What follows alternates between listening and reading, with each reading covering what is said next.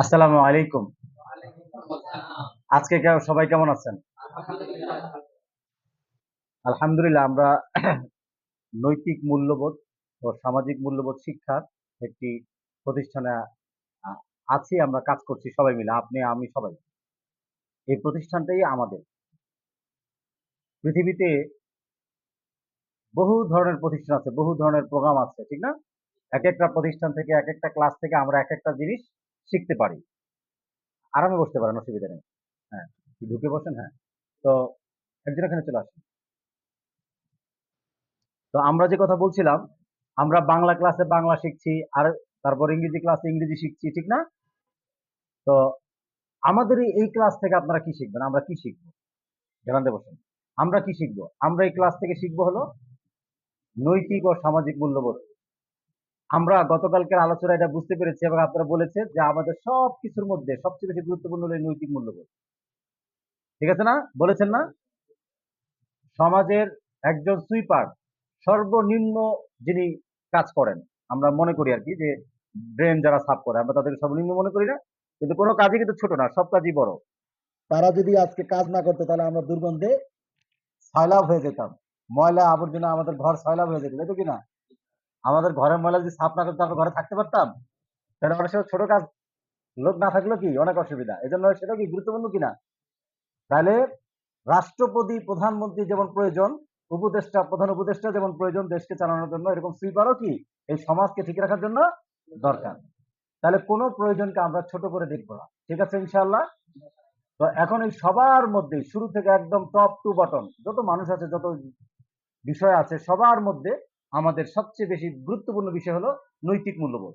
তো এই নৈতিক মূল্যবোধটা যদি আমরা অর্জন করতে না পারি তাহলে আমরা পৃথিবীর যে ক্ষেত্রেই থাকি না কেন, সমাজের যে ক্ষেত্রেই বা পর্যায়ে থাকি না কেন, ওই জায়গাটা আমরা নষ্ট করে দিব। আমার কারণে ওই জায়গাটা নষ্ট হয়ে যাবে, ঠিক কিনা? তো এই জন্য আমাদের ওই জায়গাটাকে ভালো করতে হবে ইনশাআল্লাহ। তো আমরা এই ভালোটা কোত্থেকে করব, কিভাবে শিখবো, দিক নির্দেশনা পাবো কিভাবে, কিভাবে করব, একটা প্রশ্ন থাকে কিনা? তাহলে কোনো কিছু তো কোনো ক্লাস ছাড়া অর্জন হয় না, তাহলে এটাও আমাদের ক্লাস বিহীন অর্জন হবে না। কথা বুঝে আসছে? তো এই জন্য আমাদের এই প্রতিষ্ঠানটা অর্থায়ন কিভাবে হয় সেটা একটু জানা দরকার। আলহামদুলিল্লাহ আমরা একটা অফিসে বসছি, অফিসের খরচটা চলছে, কাজ চলছে, এবং আমরা যদি সবার থেকে টাকা পয়সা নেই, সবাই তো টাকা দেওয়ার অর্থ সামর্থ্য সবার তো নেই। বিষয়টা ঠিক কিনা? তাহলে আমরা যদি সমাজে কিছু বাস্তবায়ন করতে চাই, বড় করে কিছু করতে চাই, মানুষের জন্য কিছু করতে চাই, তাহলে টাকার দিকে তাকালে হবে না।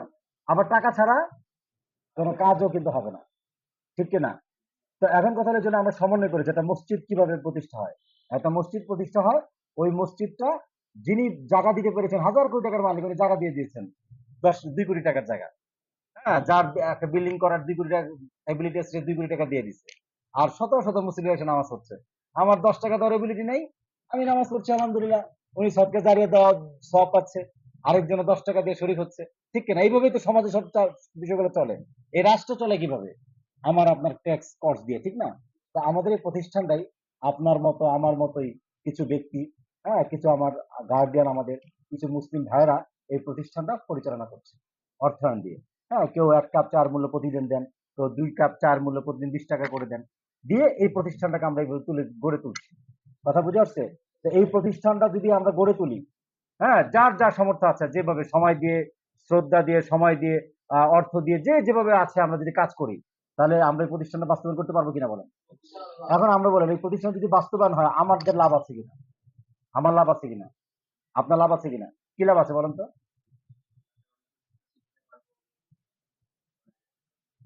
এটা লাগিয়ে দেন, তাহলে সুন্দর লাগবে। হ্যাঁ, হ্যাঁ, বলেন। একদম লাগাই দেন তাহলে। জি, মাশাআল্লাহ। হ্যাঁ, কি লাভ আছে বলেন?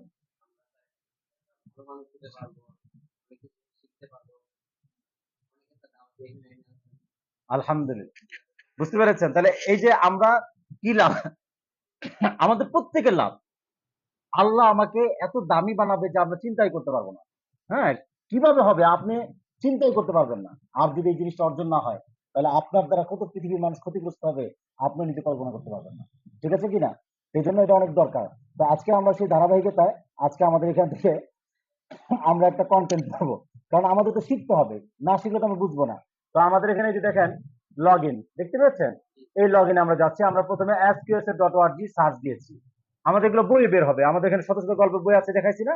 আমাদের সব স্মার্ট ডিভাইস জরুরি নয়। এটা হলে ভালো, না হলে অসুবিধা নেই। আমরা আমাদের এই গল্প বই আছে, আমরা আরেকদিন বই থেকে তালিম করবো। ওকে, তো আজকে আমরা এখান থেকে লাইব্রেরি থেকে একটা একটা কন্টেন্ট আমরা আলোচনা করছি। তো সেই কন্টেন্ট আমি ঢুকছি, এই যে আমি লগ ইন করলাম। হ্যাঁ, লগ ইন করার পরে এখানে আমি এই যে একটা আইডি দিয়েছি, দেখেছেন? এই আইডিটা আমার। আপনাদের প্রত্যেকের এরকম একটা আইডি দিয়ে দিব। আপনারা সেই আইডিটা গ্রহণ করলে আপনারা এই অ্যাক্সেসটা পাবেন সফটওয়্যারের মধ্যে। পাসওয়ার্ড দিয়েছি, আমি এই যে প্রবেশ করলাম। এখানে আমার ছবি আছে, দেখেছেন? হ্যাঁ, এই যে ছবি। হ্যাঁ, আমার প্রোফাইল এখানে থাকবে। তো আমার কাজ হলো ই-লার্নিং এর।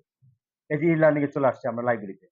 এখন আমরা ইসলামী শিষ্টাচারিত গল্পের ক্লাসে সার্চ দিলাম 2021 সাল থেকে, যেহেতু সফটওয়্যারটা ডেভেলপ করা হচ্ছে 2000 কত সাল থেকে, লক্ষ লক্ষ কন্টেন্ট ডেভেলপ করেছে, সব তারিখের সাথে সম্পর্ক।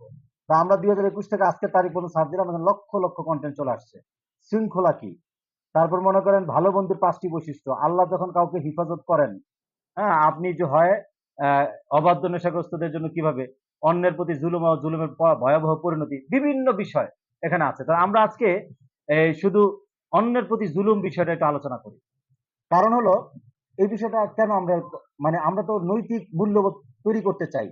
এই নৈতিক মূল্যবোধ তৈরি করতে চাইলে এই ঘরে যদি আমি এই এই কি করতে চাই, এইখানে ফ্যান লাগাতে চাই, তাহলে ফ্যানের জায়গাটা খালি লাগবে না? এইটার উপরে কারেন্ট ফ্যান লাগানো যাবে? লাগবে না। আমাদের আমাদের মধ্যে অনেক ধরনের অন্ধকার আছে। আমাদের মধ্যে কি আছে? অন্ধকার। অনেক খারাপ বিষয় আছে আমাদের অন্তরের মধ্যে। এটা হলো প্রাকৃতিক ভাবে। এটা কিভাবে?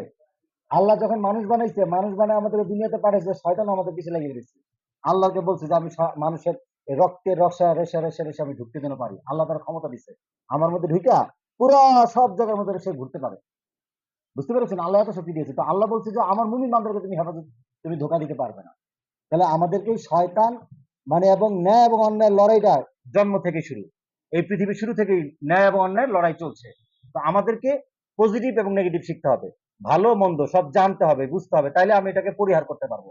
যেমন চুরি কাকে বলে, জুলুম কাকে বলে, এটা যদি আমরা না বুঝি, আমি আমার সহপাঠীর একটা কলম আমি নিয়ে গেলাম ব্যাগের থেকে, সে বাইরে গেছে, টিফিন টাইমে বাইরে গেছে, তার ব্যাগ থেকে জিনিস নিয়ে নিলাম, এই জিনিসটা যে একটা চুরি এটা আমি জানলাম না, তাহলে আমি করে ফেলতে পারি না? অনেক কিছু। তো এই জন্য আমাদেরকে এগুলো জানতে হবে। একটা একটা জিনিস আমরা এক একদিন আলোচনা করবো, এক একটা বিষয় আমরা জানবো। তো আজকে আলোচনা করব যে অন্যের প্রতি জুলুম ও জালিমের ভয়াবহ পরিণতি সম্পর্কে। ঠিক আছে, তো আমি পড়ি। হ্যাঁ, পৃথিবীর বুকে আল্লাহর যত সৃষ্টি রয়েছে তার মধ্যে শ্রেষ্ঠ হলো মানুষ, যাদের জন্য আল্লাহ তাআলা সুনির্দিষ্ট নীতিমালা সম্বলিত গ্রন্থ আল কোরআনুল কারীম নাজিল করেছেন। তাদের প্রতিটি কাজের জন্য জবাবদিহিতার বিষয়টি সুনিশ্চিত করেছেন। পরকালীন জীবনে কোনো আদম সন্তানই জবাবদিহি ছাড়া এক কদমও নড়াতে পারবে না বলে বিশ্বনবী সাল্লাল্লাহু আলাইহি ওয়াসাল্লাম ঘোষণা দিয়েছেন।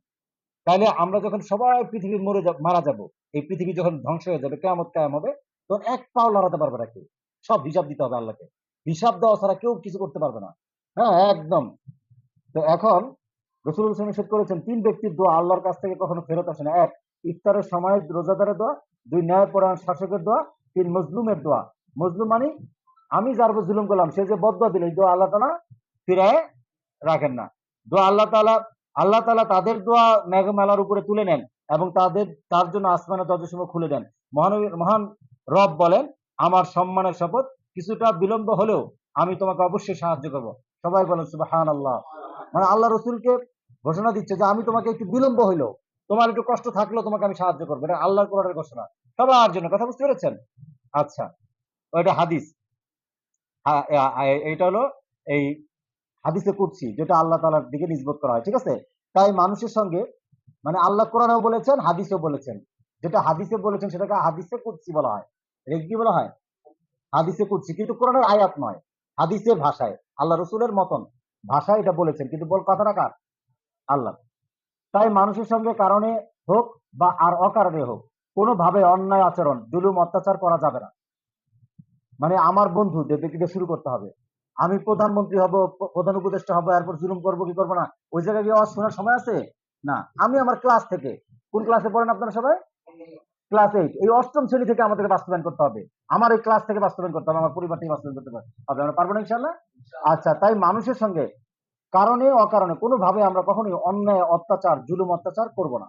মানুষের প্রতি জুলুম, অত্যাচার সবচেয়ে মারাত্মক অপরাধ। এই কারণেই অত্যাচারিত ব্যক্তির আবেদন, নিবেদন আল্লাহ তাআলার দরবারে সরাসরি পৌঁছে যায়। হ্যাঁ, আল্লাহ তাআলা মাজলুমের চাওয়া পাওয়া খুবই দ্রুততার সঙ্গে কবুল করে থাকেন। সুতরাং মানুষের উচিত দুনিয়ার কোন সৃষ্টির প্রতি জুলুম, অত্যাচার না করা। জুলুমের পরিচয় যার পরিচয়। যার যা প্রাপ্য তাকে সেই প্রাপ্য অধিকার থেকে বঞ্চিত করার নামই জুলুম। আজকে আপনাদেরকে লেখালাম না, আগামীকাল থেকে খাতা কলম নিয়ে আসবেন। হ্যাঁ, আমরা লিখবো, কারণ আমরা যদি পড়ে কিছু নোট ডাউন করতে না পারি তাহলে আমরা শিখা আমাদের হবে না। আমরা আগামীকালকেই এটা আপনাদেরকে সব পড়া দিয়ে দিব, আপনাদের হোয়াটসঅ্যাপে আমি দিয়ে দিব। হ্যাঁ, পুরোটা প্রবন্ধটা বা লিঙ্কটা দিয়ে দিব। তো এটা পড়ে ইনশাআল্লাহ কিছু নোটগুলো আপনারা করে নিয়ে আসবেন, বা যা শিখলেন সেটা নোট করে আনতে পারেন। আচ্ছা, সেই হিসাবে কারো অধিকার হরণ মানে সে আগে আসছে, আসার পরে সে যেখানে বসছে এটা তার হক না? হ্যাঁ, সে একটা সিরিয়ালে দাঁড়িয়েছে, তাহলে সে আগে দাঁড়াইছে, তার সিরিয়াল না? হক কিনা এটা? অধিকার মানে সে যে, আমরা তো বুঝি সবকিছু, আমরা বুঝি না? হ্যাঁ, তাহলে আমাদের প্রথম হলো যে আমরা এই কারো অধিকার হরণ করা, বিনা অপরাধে নির্যাতন, কোনো অপরাধ নাই, কিছুই নাই, শুধু শুধু তার নামে স্যারের কাছে বিচার দিলাম, স্যার ও ওই কথা বলছে, আপনার নামে এই বলছে, অমুক বলছে, ও আরে স্যার দিল মায়ের, ও জানলে যে হিংসামি আছে। তাহলে এই যে আমি একজনকে মাইর খাওয়াইলাম, তাহলে নির্যাতন করাইলাম কিনা? নিজে মারা দরকার নেই, এমন একটা কাজ করছে যে আপনার কারণে সে মাইরটা খাইছে, নির্যাতন হইলো কিনা? আচ্ছা, এই নির্যাতন অপরাধে আর্থিক হইতে পারে। আপনি একজনের টাকা নিয়ে গেলেন, নির্যাতন হলো কিনা? তার টাকা মেরে খেয়ে ফেললেন, দৈহিক ও মর্যাদার ক্ষতি সাধন। সে খুব সম্মানিত ভালো ছেলে, অন্য এমন একটা কথা কয়ে দিচ্ছেন, তো স্যারের কাছে সে খারাপ হয়ে গেছে, বা আপনার বন্ধুদের কাছে সে কালারিং হয়ে গেছে। এটাও কি মর্যাদার ক্ষতি সাধন করা? মান হানি করে অপবাদ দেওয়া, এমন কিছু বললেন যে করে নাই কিন্তু ওর নামে ধরাই দিলেন, ও নিরীহ হলো, স্যার এই যে ও চুরি করছে, সব ওর নামে দিয়া বলাই দিলেন। তাহলে এইগুলো আমরা করি কিনা ক্লাসে? করি কিনা বলেন? আমাদের ক্লাসটা এটা বাংলাদেশ বলতে পারি না? আমাদের ক্লাসরুমটা কি এটা বাংলাদেশ। ওকে, মানহানি দেওয়া, দুর্বলের উপর নৃশংস চালানো, অন্যায়ভাবে অন্যের সম্পদ হরণ, অশ্লীল ভাষায় গালাগাল করা, উৎপীড়ন বা যন্ত্রণা ইত্যাদি কাজে জুলুমের অন্তর্ভুক্ত। কাউকে গালি দিলাম, এই যে আমি একটু আগে আসছি, আমাদের স্কুলের ছেলেরাই গালাগালি করছে, আমি না শুনি না, আমার দেখে নাই, আমি মানে নিচের দিকে তাকায় চলে আসছি। মানে এত মারামারি, কিছুক্ষণ পর পর এনে বাইরে রেখেছে মারামারি, হয় কিনা বলেন? দেখতে পান না? এই যে মারামারি, হানাহানি, বাচ্চারা যে মারামারি করছে, হাঙ্গামা করছে, যে গালাগালি করছে, পরে কি, এগুলো খারাপ না? তাহলে আমরা এগুলো বন্ধ করা কার দায়িত্ব বলেন? আমি স্কুলের স্যার অমুক অভিভাবক, তারাই, তাদেরই দায়িত্ব? আমরাই দায়িত্ব। আমরা আমাদের পাঠিরা, সহপাঠীরা করছে, আমার বন্ধুই মারামারি করছে, আমার বন্ধু অপকর্ম দিলে, তাদেরকে ভালোর পথে কে আনবে? ঠিক না? আমি তো যা দাওয়াত দিলে ওরা ইতস্তত করে দাওয়াত দিতে পারবো না, চলে যাবে। কিন্তু এই কাজটা ওদের মধ্যে কাজ আপনাদেরই করতে হবে, এটার দায়িত্ব আপনার। আপনি যদি দায়িত্ব পালন না করেন তাহলে আল্লাহর কাছে আপনার দায়িত্ব দায় থাকবে। আপনি ওদেরকে ভালো বানাচ্ছেন না, কারণ আল্লাহ যখন গজব নাজিল করে তখন সবার উপর নাজিল করেন, মক্কার ইমাম থাকলেও তারা ধ্বংস করে দিবে। কারণ যেই সমাজে পাপাচার হবে, অন্যায় হবে, সেই জুলুম সেই আল্লাহ ধ্বংস করে দেন। তাহলে কেন ওখানে পরে ফেরেশতারা বলে, হে আল্লাহ, এখানে তো আপনার আল্লাহর বান্দা আছে, আমি উনি গিয়ে যদি ধ্বংস করে দিই, তো আপনার বান্দাও তো কি হয়ে যাবে, ধ্বংস হয়ে যাবে। এর হাদিস আছে কিন্তু, ঠিক আছে? তো এরপর বলে না, কারণ সে তো দাওয়াত দেয় নাই, সে তো মানুষকে ভালো কথা নেই, তারাও ধ্বংস করে দেয়। এই জন্য ইসলামে এটা খুবই গুরুত্বপূর্ণ বিষয়, কারণ আমাদের কেমন পর্যন্ত কোনো নবী আসবে না, আসবে? তার নবী যেহেতু আসবে না, তাহলে আমাদেরকেই কাজ করতে হবে। হ্যাঁ, আমাদেরকে সবাইকে ভালো করতে আনতে হবে। এই জন্য আমরা দায়িত্বশীল, নবীর দায়িত্বশীল, বুঝতে পেরেছেন? আল্লাহ রসুল বলছেন, বাল্লিক মা উনজিলা ইলাইক, পুরো 30 পারা কোরআন সারা পৃথিবীর মানুষের কাছে পৌঁছে দেওয়া। কোরআনের মধ্যে যে কোনো বিধান, যে কোনো জিনিস, যে কোনো ভালো কাজ পৌঁছে দেওয়া হলো তাবলীগ। বুঝতে পেরেছি কিনা? তাহলে এটা কিন্তু আমাদের দায়িত্ব। যাক, অন্য কথায় চলে গেলাম। তো আমরা শিখতেছিলাম যে এই সমস্ত কাজগুলো একটা খারাপ বিষয়, এই জন্য আমরা আমাদের ছেলেদেরকে প্রতিদিন, ভালো না লাগলেও তাকে দাওয়াতে নিয়ে আসবো, এবং আমাদের এই প্রোগ্রামের জন্য আমরা 30-40 মিনিট সময় ব্যয় করব। প্রয়োজনে ব্যাচের সময়গুলো অন্যান্য সময়গুলোকে ফারাক করব, কারণ আমরা যদি ধারাবাহিকভাবে কাজ না করি, না আসি, তাহলে কিন্তু আমরা হাসিল করতে পারবো না। আর আমি মনে করি যে এই কাজটা আমাদের সব কিছুর মূল, এটা যদি ঠিক থাকে আমাদের সবকিছু ঠিক থাকবে। আর যদি এটা ঠিক না থাকে, দেখবো যে আমরা লেখাপড়া করতে মন চাচ্ছে না, অন্য ছেলের সাথে মিশে খারাপ হয়ে যাচ্ছে কিনা? তো যাই হোক, ইনশাআল্লাহ এটা জুলুমের ভয়াবহতা, শান্তি ও মানবতার ধর্ম ইসলামে সব ধরনের জুলুম বা অত্যাচার কঠোরভাবে নিষিদ্ধ করা ও হারাম। শুধু জুলুম নয়, জুলুমের সহযোগিতা করা, জালেমের সঙ্গে সুসম্পর্ক ঘনিষ্ঠতা রক্ষা করাও হারাম। হ্যাঁ, আর এই বিধান শুধু মুসলমানের নয়, কোনো অমুসলিমের উপর জুলুম করলেও তার জন্য এই হুকুম। ইসলামের মতে মানুষের উপর জুলুম এক ভয়াবহ গুনাহ, এই কারণে পরকালে দোজখে প্রবেশ করতে হবে। নাউযুবিল্লাহ বলেন সবাই। জুলুম থেকে বাঁচার উপায়, জুলুম থেকে বাঁচার কার্যকর উপায় হচ্ছে লালসা, ক্ষমতার লোভ, হিংসা, ধর্মীয় বিদ্বেষ, ক্রোধ থেকে আত্মসংবরণ করা। আমি আজকে যে আলোচনা করছি, এই আলোচনা কিন্তু আমাদের প্র্যাকটিস আছে, অনুশীলন আছে। হ্যাঁ, এটা বিস্তারিত আমরা পরে করবো, ঠিক আছে? আজকে যা শোনালাম আপনাদেরকে।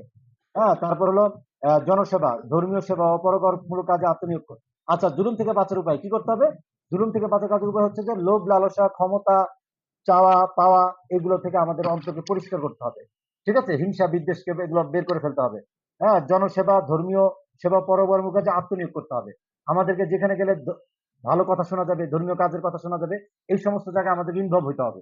হ্যাঁ, এটা হলো মানে আমরা কিভাবে ভালো হবো? হ্যাঁ, এটা হলো আমাদের এই যে আজকে আপনারা আসছেন, কিছু কথা শুনছেন, আমি কিছু বলছি, এবং আরো আস্তে আস্তে এই পুরো ফ্ল্যাটটাই আপনাদের অফিসের জন্য, স্মার্ট লাইব্রেরির জন্য নেওয়া আছে। ঠিক আছে? আমরা আস্তে আস্তে একটা রুম গুলোকে ডেভেলপ করবো। সব রুম গুলোকে আমরা সাউন্ড বক্স দিয়ে আলোচনা করবো, কোনো অসুবিধা নেই। আপনার বন্ধু বান্ধবদেরকে মানে নিয়ে আসতে পারবেন, পর্যাপ্ত জায়গা আছে। আচ্ছা, আত্মনিয়োগ করা আর হালাল ও বৈধ পন্থায় উপার্জিত অর্থে হালাল টাকা পয়সার মাধ্যমে পানাহার, পোশাক এবং আশাকে সন্তুষ্ট থাকে। তাহলে আমাদের এই জীবনে এই সমাজটা ভালো হইতে আপনার যেমন লেখাপড়া করা দরকার, আপনার বাবা মারও টাকা পয়সা দরকার, কর্মসংস্থান দরকার, বেকারত্ব দূর করা দরকার। এটা একটা জরুরি জিনিস। আমার কাছে জরুরি নয়, আপনার কাছে জরুরি নয়। বিষয়টা বুঝতে পারছি কিনা? আমরা হলো ছাত্র শিক্ষক, আমাদের কাছে কি জরুরি? পড়ালেখা। কিন্তু যিনি বাবা মা যারা আমাদের খরচ দিচ্ছে, যে স্কুল কর্তৃপক্ষ, আমি বেতন পাচ্ছি, আপনারা বেতন দিচ্ছেন, সেই বেতন থেকে আমি বেতন পাচ্ছি না, তাহলে তাদের জন্য জরুরি কি? কর্মসংস্থান। তাদের জন্য হলো টাকা পয়সা, না হলে তো তারা ভালোভাবে চলতে পারবে না। এই জন্য ওই বিষয়টা কিন্তু গুরুত্বপূর্ণ। এটা আমরা অন্য একটা পার্ট, এটা আমরা পরে আলোচনা করবো। তো এই জন্য আমাদের হালাল ভাবে চলতে হবে। সমাজের অনেকেই ধর্মপ্রাণ ধর্মপ্রাণ হিসেবে ধর্মকর্ম অগ্রগামী হলেও অন্যের উপর জুলুম অত্যাচারে পিছিয়ে নেই। মানে নামাজি, খুব নামাজ পড়ে, খুব ভালো মানুষ, কিন্তু জুলুম করে। আছে কিনা? আচ্ছা, বিশেষ করে সমাজের সহজ নিম্ন শ্রেণীর মানুষের উপর। আরো অবাক করার বিষয় হলো, এই দুর্বল শ্রেণীর লোকদের উপর জুলুমকে অনেকেই অপরাধ মনে করেন না, উল্টো কোনো কোনো ক্ষেত্রে আনন্দ প্রকাশ করতে দেখা যায়। মানে আমরা অনেক সময় আমাদের ছেলে বা বাচ্চাদের ক্লাসে ছেলেদের মধ্যে অনেক জুলুম অত্যাচার করি, কিন্তু এটা যে জুলুম আমরা জানি না, এটা আরো খুশি হই। ঠিক আছে কিনা? জুলুমের শাস্তি আজকে কি আরো পড়বো, এটা শেষ করবো? হ্যাঁ, আমাদের মনে রাখা দরকার, জুলুম, অত্যাচার, নির্যাতন, নিপীড়ন এমন এক অপরাধ যা সাধারণত আল্লাহ মাফ করেন না, যতক্ষণ পর্যন্ত ওই মজলুম ব্যক্তি যার প্রতি অত্যাচার করা হয়েছে, জালেমকে আহ মানে মাফ না করেন। আমি আমার এক বন্ধুদেরকে আমি জুলুম করেছি, সেই বন্ধু যতক্ষণ মাফ না করবে ততক্ষণ আল্লাহ আমাকে মাফ করবে না। আজকে আমি লেখাপড়া করা শেষ করে চলে গেছি, ভার্সিটিতে গেছি, বিশ্ববিদ্যালয়ে গেছি, আমেরিকা চলে গেছি, ইংল্যান্ড চলে গেছি, অস্ট্রেলিয়া চলে গেছি, এই বন্ধুটাকে আর দেখা নাই, আর কোনদিন দেখা না হইতে পারে কিনা? কিন্তু সেই বন্ধু কিন্তু আপনাকে মাফ করে নাই। এই মাফ আল্লাহ করবে না, ওই বন্ধুরা আপনি পাইবেন কই? তাহলে তো খুব কঠিন। আপনি আল্লাহ নামাজ পড়েন, আল্লাহ মাফ করে দিতে পারে না? সব মাফ করে দিতে পারে, কিন্তু একটা লোককে আপনি জুলুম করছে, সেই লোকটা যদি কোন জায়গা থেকে কোথায় চলে যাবে আমরা কোনোদিন পাবো না। তাহলে আমি মাফও চাওয়ার সুযোগ পাচ্ছি না। এই জন্য ভয়, এই জন্য চেষ্টা করা। জুলুম বাজরা আল্লাহ তালার সূরা শুআরার শেষে আল্লাহ বলেন, জুলুম বাজরা তাদের জুলুমের পরিণতি অচিরেই জানতে পারবে, তাদের গন্তব্যস্থল কেমন হবে। রাসূলুল্লাহ সাল্লাল্লাহু আলাইহি ওয়াসাল্লাম বলেন, আল্লাহ তাআলা জালিমদের দীর্ঘ সময় পর্যন্ত অবকাশ দিয়ে থাকেন, অবশেষে যখন পাকড়াও করেন তখন তাকে আগে রেহাই দেন না। অথবা তিনি আয়াত পাঠ করেন, তোমার প্রভুর পাকড়াও এরকমই হয়ে থাকে, যখন তিনি জুলুমরত জনপদকে পাকড়াও করেন, তার পাকড়াও অত্যন্ত যন্ত্রণাদায়ক, অপ্রতিরোধ্য। তাহলে একটা কথা মনে রাখবেন, জুলুমকে মানে জালেমকে আল্লাহ ধ্বংস করে দিবে। এই জন্য আমার নাম কখনো যেন জালেমের কাতায় নাম না, এটাকে ভয় পাইতে হবে। কি পাইতে হবে? আপনি 5 বার জিকির করতে পারেন নাই, অসুবিধা নাই। আপনি 5 বার নামাজ পড়তে পারেন নাই, আল্লাহ হয়তো এক সময় আপনার ব্যবস্থা ঠিক করলে আপনি নামাজ পড়ে আল্লাহর কাছে মাফ চাইতে পারেন কিনা? এই জন্য অপরাধের ভিন্নতা আছে। ঠিক আছে? অপরাধের কি আছে? ভিন্নতা আছে। এই একটা অপরাধ, এটার জন্য এটার ব্যাপারে খুব সতর্ক থাকতে হবে। কারণ আল্লাহ জালেমকে সুযোগ দেয়, কিন্তু ধ্বংস করে দেবে অবশ্যই। এই জন্য আমরা যেন কাতারে না যাই। সবাই বলেন আমিন। জুলুম সময় কোরআনে আরো ইরশাদ হয়েছে, আর তোমরা জালেমদের প্রতি ঝুঁকে পড়বে না, জালেমদের সহযোগী হবে না, তাহলে আগুন তোমাদেরকে স্পর্শ করবে। পরিষ্কার কথা। জুলুম করলে জাহান্নামে যেতে হবে। জুলুম করলে কোথায় যেতে হবে? জাহান্নামে যেতে হবে। সূরা হুদ। আল্লাহ তাআলা সবাইকে ন্যায় পন্থার নির্দেশ দিয়েছেন। কল্যাণ ও ন্যায় পন্থা হলো মানব জীবনের সাফল্যের মূল চাবিকাঠি। পবিত্র কোরআনে এসেছে, আল্লাহ তাআলা তোমাদের ন্যায় পন্থা অনুগ্রহ ও নিকটাত্মীয়দের প্রদানের নির্দেশ দেন এবং অশ্লীল ও নিষিদ্ধ কার্যক্রম থেকে নিষেধ করেছেন। আচ্ছা, অনেক লম্বা, আজকে এতটুকুই থাকলো, কালকে বাকি অংশ আলোচনা করবো। না শেষ করবো? আপনাদের সময় আছে তো? শেষ করবো? আচ্ছা, তাহলে শেষ করি। আচ্ছা, জালিমদের সম্পর্কে আরো বলেছেন, জালেমদের কর্মকাণ্ড সম্পর্কে আল্লাহ কখনো উদাসীন মনে করো না, তবে তিনি তাদের শুধু একটি নির্দিষ্ট দিন পর্যন্ত অবকাশ দেন। আমরা এই কথা মনে করবো না যে একজন জুলুম করছে বা আমি জুলুম করছি, আল্লাহ দেখছেন না, এরকম না। আল্লাহ গাফেল নয়, আল্লাহ সর্বক্ষণ দেখছেন। হ্যাঁ, আর তাদের নিজে থেকে ফিরবেন না, এবং তাদের হৃদয়গুলো দিশাহারা হয়ে যাবে। দেখছেন কি বলেছে? আচ্ছা, অবদান, যেদিন চক্ষুগুলো বিস্ফোরিত হবে, তার মাথা ঊর্ধ্বমুখী করে উঠি পড়ি করে দৌড়াতে থাকবে, তাদের চোখ তাদের নিজেদের দিকে ফিরবে না, এবং তাদের হৃদয়গুলো দিশাহারা হয়ে যাবে। মানুষকে আযাব সমাগত হওয়ার দিন সম্পর্কে সমাধান করে দাও। যেদিন তাদের কাছে আযাব আসবে, সেদিন জুলুমবাজরা বলবে, হে আমাদের প্রভু, অল্প সময়ের জন্য আমাদের অবকাশ দিন, মানে সুযোগ দেন, তাহলে আমরা আপনার ডাকে সাড়া দেব, অন্যের উপর জুলুম আর করবো না। এবং রসুলদের অনুসরণ করব। তোমরা কি এর আগে কসম খেয়ে বলতে না যে তোমাদের পতন নেই? যারা নিজেদের উপর জুলুম করেছো তোমরা তো তাদের বাসস্থানে বাস করছো, এবং সেসব জালেমের সঙ্গে আমি কেমন আচরণ করেছি তা স্পষ্টই হয়ে গেছে। উপরন্তু আমি তোমাদের জন্য বহু উদাহরণ দিয়েছি। এগুলো ব্যাখ্যা দিয়ে বুঝাতে হবে, অনেক কোরআনের আয়াত, ঘটনা। মানুষের অধিকার হরণ করা, তাদের ধন সম্পদ আত্মসাৎ করা অনেক বড় জুলুম। এই ধরনের জুলুমের কারণে পুরো পৃথিবীতে বিশৃঙ্খলা বিরাজ করছে। আজকে ইসরায়েল মারছে আফগানিস্তানে, ঠিক না? হ্যাঁ, লক্ষ লক্ষ মানুষকে মারছে এই লোভের কারণে। শান্তি সম্প্রীতি বিনষ্ট হচ্ছে, বিত্তবান আর দরিদ্র শ্রেণীকে ক্ষমতাবান সাধারণ লোকের প্রতি হিংসা করছে, নির্যাতন নিপীড়ন করছে। ফলে একসময় জালিম অন্যায়কারীরা জীবনে নেমে আসে নানা বিপদ আপদ।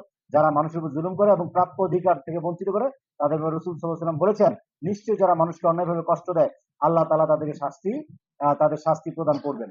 তো দেখেন তাদের বিপদ, এমন বিপদ হয় পরে। এই যে দেখেন ইসরায়েলে লক্ষ লক্ষ মানুষ মারছে, এরকম অনেক আর্মিরা পরে আর জীবন ভালো লাগে না, নিজেরা আত্মহত্যা করে। মানে আল্লাহ তাআলা তার দিনের মধ্যে এমন পেরেশানি এবং অশান্তি ঢুকাই দিছে, তার আর জীবন ভালো লাগে না। তাহলে আরেকটা মুসলমান গিয়ে মারতে হইছে।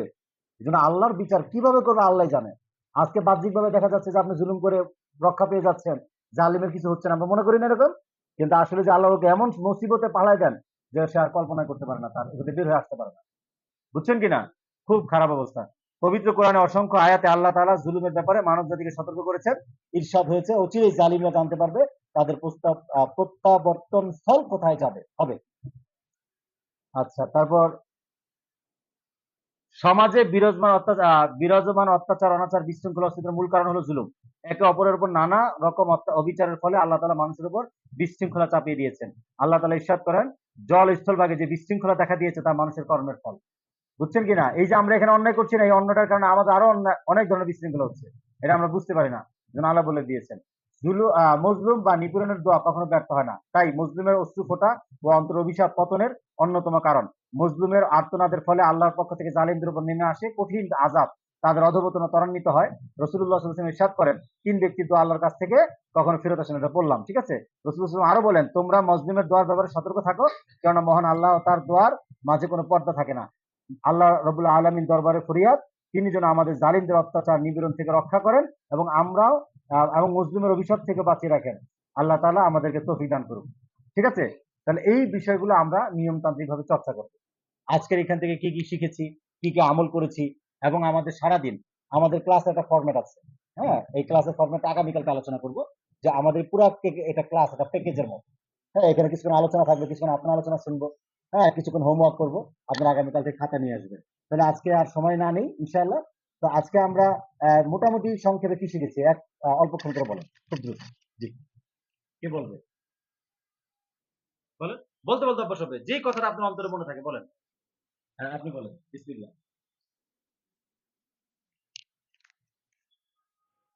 আসসালামু আলাইকুম। আমি আজকে এখান থেকে শিখতে পারছি যে আমরা কখনো কারোর উপরে কখনো জুলুম করব না, কাউকে কষ্ট দিব না, মানুষের খারাপ করব না, মানুষকে ভালো পথে আনবো, তাকে দাওয়াত দিব, তার সমাজটাকে ভালো করে গড়ে তুলবো। এইটাই, ইনশাআল্লাহ। জি, তারপর বলেন। আসসালামু আলাইকুম। আজকে আমরা ক্লাসটা থেকে যা যা শিখতে পেরেছি তা মূলত হচ্ছে গিয়ে কি সমাজে কারোর উপরে কখনো জুলুম করবো না। আমরা বিভিন্ন রকমের সহজ সরল মানুষের উপর জুলুম করি, কিন্তু এটা আমাদের করা আসলে উচিত নয়। আমাদের উচিত হচ্ছে গিয়ে সমাজের মধ্যে থেকে এই মানুষের উপরে যে জুলুম করা হয় সেটা সরিয়ে দেওয়া, এবং আহ, নির্দিষ্ট সকলের জন্য মানে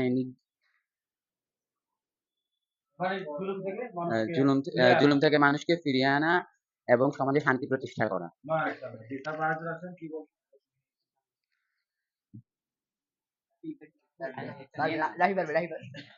বলবেন, সাহস করে বলবেন এবং মনে রাখতে হবে। এবং যে আলোচনা শুনবেন, এই আলোচনা খেয়াল কিন্তু আমি আলোচনা পুরোটাই বলবো। আসসালামু আলাইকুম ওয়া রাহমাতুল্লাহি ওয়া বারাকাতুহু। আমার নাম রাফি। আজকে আমরা ক্লাস থেকে যা শিখেছি, এক হলো জুলুম। জুলুম আমরা শিখেছি, মানে কিভাবে জুলুম থেকে বাঁচা যায়, জালিম জাল- আহ, জালিম কারা কারা, কি জালিমরা কি কি ধরনের রূপ নিয়ে আমাদের প্রতি জুলুম করতে পারে, সে সম্পর্কে আমরা জেনেছি। আমাদের এসব এসব সম্পর্কে জানতে হবে, এবং সে এসব এবং নিরাপদ থাকতে হবে যারা মানে জালিমদের কাছ থেকে। এবং আমরা জুলুমও করব না কারোর উপর। এ, আর জালিমদেরকে সতর্ক করব যে এই তোমরা আর করো না। এই কাজ থেকে ফিরে আসো। জি, মাশাআল্লাহ, চমৎকার বলেছেন। সবাই বলেন মারহাবা। আর কে আছেন? সবাই বলেন, একটা কথা হলে বলেন। হ্যাঁ, লজ্জা ভেঙে যাবে, আসেন। বলতে বলতে, হ্যাঁ, এই যে সত্যের কথা বলতে হবে। এই বলতে বলতে কিন্তু জোর করেন। আসসালামু আলাইকুম। আমার নাম তাইসির মাহমুদ। আজকে আমরা শিখেছি কি করে জুলুম থেকে বাঁচা যায়। কি করে আমরা যে দারিদ্রদের উপর জুলুম করি এটি যেন আমরা না করি কোনো সময়। আমরা সবসময় সত্যের পথে থাকবো, ভালো পথে থাকবো জি, ইনশাল্লাহ। মাশাআল্লাহ। তো আলহামদুলিল্লাহ, আমরা অনেক সুন্দর আলোচনা করেছি এবং আপনারা শুনেছেন, এবং আমরা সামনেই যেন আমার মতো আপনারা আলোচনা করতে পারেন। এই যে হুবহু আমি যে ক্লাসটা আজকে নিলাম, আপনি যেন আগামীকালকে সেম আপনার ঘরে বন্ধুদেরকে নিয়ে ক্লাসটা করতে পারেন। ঠিক এই উপযোগিতাটা আমরা করে দিয়েছি। মানে আমাদের স্মার্ট লাইব্রেরি কেন, কারণ কি, মানে এইখানে পড়াশোনাটা আপনি যেন আগামীকালকে করতে পারেন। আগামীকালকে যদি আপনি এখানে এই এই কন্টেন্টটা যদি আপনি দেখে দেখে পড়ে শোনাবেন, অসুবিধা আছে? তো আমরা ইনশাআল্লাহ এভাবে করে প্রতিদিন নিয়মতান্ত্রিক ভাবে আমরা শিখবো এবং এক একটা বিষয় আলোচনা করব। আল্লাহ তাআলা আমাদের তৌফিক দান করুক। আমিন।